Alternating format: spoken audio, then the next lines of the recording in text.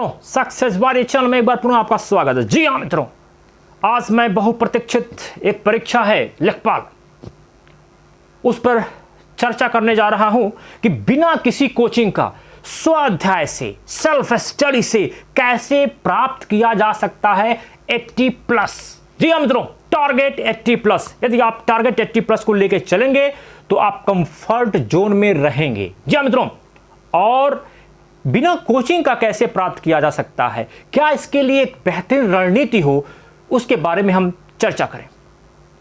चर्चा करने से पहले हम आपको बता देना चाहते हैं कि इसका फाइट कैसा है, कंपटीशन कैसा है। जी मित्रों, इसकी कंपटीशन बहुत ही टफ है। चूंकि इस तथ्य को उजागर करना मेरा कर्तव्य है। जब तक आप अपने कंपटीटर की शक्ति को, पावर को नहीं समझेंगे, तब तक आप कुछ नहीं कर सकते हैं।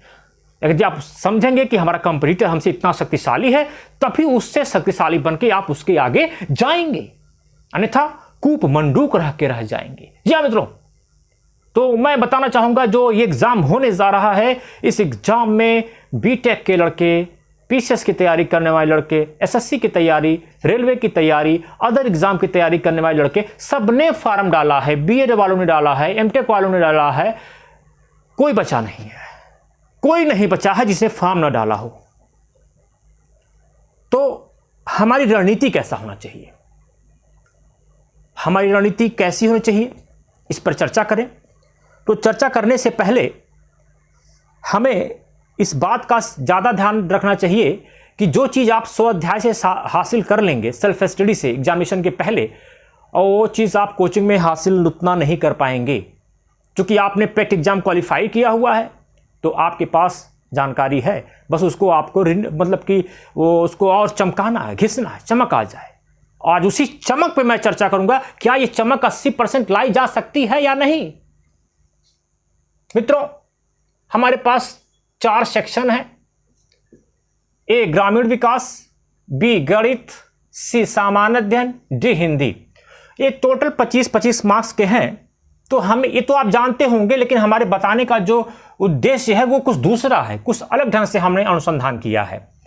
हमने ये अनुसंधान किया कि ग्रामीण विकास एक टॉपिक है जो 25 मार्क्स का है, यानी कि एक ऐसा स्टूडेंट्स जिसका मैथ वीक है, क्या वो सफलता ले सकता है। यह भी एक यक्ष प्रश्न है कि मैथ अक्सर लोगों का वीक होता है। हमारा किसी विद्यार्थी का मैथ कमजोर है तो उसे और कहां फोकस कर देना चाहिए। मेरे कहने का तात्पर्य यह है, तो आपको ग्रामीण विकास, जो ग्रामीण विलेज डेवलपमेंट है, वहां पे आपको ज्यादा फोकस्ड हो जाना चाहिए। कम से कम आपको 22 क्वेश्चन वहां करने चाहिए। अगर आप यहां वीक हैं तो हाँ, आप कम से कम 22 क्वेश्चन करेंगे। ये कैसे संभव होगा? ग्रामीण विकास काफी उलझा हुआ टॉपिक है। बच्चे इस कोचिंग, उस कोचिंग, इस नोट्स, उस नोट्स, क्या पढ़ें क्या ना पढ़ें, उसके बारे में मैं अगले वीडियो में चर्चा करूंगा। ग्रामीण विकास कोई रॉकेट साइंस नहीं है। ग्रामीण विकास एक टॉपिक है। जब आप गांव को समझ जाएंगे, उसके डेवलपमेंट को समझ जाएंगे, ग्रामीण की इकाइयों को समझ जाएंगे कि लोग अपना खेत कैसे नापते हैं, लोग बिस्सा में नापते हैं कि वर्ग फीट में नापते हैं कि मीटर में नापते हैं कि स्क्वायर मीटर में नापते हैं, ग्रामीण का विकास कैसे हो सकता है, जो एसएचओ है, सेल्फ हेल्प ग्रुप है, समूह है, ये वर्क कैसे करता है, प्रधानमंत्री के द्वारा जो सड़कें बनाई जाती हैं उसके क्या रूल हैं, कब लाया गया था, शौचालय जो है, ग्रामीण स्वच्छता जो है, पूरा अभियान जो एपीजे कलाम का था, वो सारी चीज़ों के एक इंक्लूडिंग चीज़ें होती हैं। आपकी पंचायतें आपके गांव में होती हैं, उनसे संबंधित प्रश्न, यही सब ग्रामीण डेवलपमेंट होता है। इस पर हम लोग आगे चर्चा करेंगे। यानी कि आपका मैथ कमजोर रहा तो आपने ग्रामीण विकास को टारगेट बनाया, कहा कि हमारा यहाँ 22 सही होना चाहिए, जो आसानी से हो सकता है। 22 क्या तेज भी हो सकता है। अब हम आते हैं हिंदी। आपका मैथ वीक है तो आपको हिंदी में कम से कम 22 क्वेश्चन करने होंगे। हिंदी में कितने करने होंगे? 22 क्वेश्चन करने होंगे। वो 22 क्वेश्चन करने के लिए आपको क्या करना पड़ेगा? ये पहला यक्ष प्रश्न है। 22 क्वेश्चन को करने के लिए आपको पृथ्वीनाथ पांडे पढ़ना पड़ेगा। पृथ्वीनाथ पांडे पढ़िए, और जो टेक्निकल, जो ग्रामेटिकल पोर्शन है, जैसे कि संधि है, समास है वगैरह, जो भी इस तरह का ग्रामेटिकल पोर्शन है, उसको आप किसी भी यूट्यूब से या मेरे ही चैनल पे मैं आगे बता दूंगा, उसको समझ लीजिएगा। यानी पृथ्वीनाथ में आप लोग कहेंगे कि हमने हरदेव बाही खरीदा है, हमने ये खरीदा है, वासुदेव नंदन खरीदा है, तो पृथ्वीनाथ पांडे क्यों? जी हाँ मित्रों, एक यक्ष प्रश्न कि पृथ्वीनाथ पांडे क्यों? क्योंकि पृथ्वीनाथ पांडे ने हरदेव बाहरी को कवर किया है, पृथ्वीनाथ पांडे ने वासुदेव नंदन को कवर किया है। इन दोनों लोगों को पृथ्वीनाथ पांडे ने कवर किया है। इस साथ ही पृथ्वीनाथ पांडे जब हम पढ़ते हैं तो इसका मतलब हमने हरदेव बाहरी भी पढ़ लिया, वासुदेव नंदन भी पढ़ लिया, प्लस पृथ्वी विद्वान जो है पृथ्वीनाथ पांडे जी को भी अध्ययन कर लिया। तो पृथ्वीनाथ पांडे पे एकदम आपका 100% फोकस होगा। तो 25 में 25 भी सॉल्व कर ले जाएंगे तो कोई आश्चर्य वाली बात नहीं होगी। अब आपका मैथ वीक रहा, यहां आपने 22 क्वेश्चन कर लिया और यहां आपने 22 क्वेश्चन किया। अब आ जाइए सामान्य अध्ययन में। सामान्य अध्ययन में आप आ जाइए। सामान्य अध्ययन में मैंने कहा जब आप सामान्य अध्ययन को देखते हैं तो आपके पास देखने का नजरिया क्या होना चाहिए? सामान्य अध्ययन में एक ट्रेडिशनल जीके होगा, एक यूपी स्पेशल होगा, एक करंट अफेयर्स होगा। यानी कि यूपी स्पेशल और करंट अफेयर्स को मिला दिया जाए तो कम से कम 10 प्रश्न करंट अफेयर और यूपी स्पेशल मिला के रहेगा। तो ट्रेडिशनल जीके का जो पोर्शन बचता है वो 15 क्वेश्चन, यानी कि वो जो 15 क्वेश्चन पूछे जाएंगे वो बहुत डीप में नहीं पूछे जाएंगे, उन फेमस क्वेश्चंस की बारी होगी जो पूछे जाएंगे। जैसे फेमस, आप कहेंगे अब फेमस क्वेश्चन से क्या तात्पर्य है? जैसे मैं आपसे कह दूं कि सूरत अधिवेशन कब हुआ, ये फेमस क्वेश्चन है। पानीपत का तृतीय युद्ध कब हुआ, ये फेमस क्वेश्चन है। तृतीय बौद्ध संगति कहाँ हुई, फेमस क्वेश्चन है। अशोक के बारे में पूछ दिया, फेमस क्वेश्चन है। सविनय अवज्ञा आंदोलन कब शुरू हुआ, फेमस को। इस प्रकार का जो फेमस क्वेश्चन है उसको आपको तैयार करना होगा। अब प्रश्न तक इनको तैयार कहां से किया जा सकता है?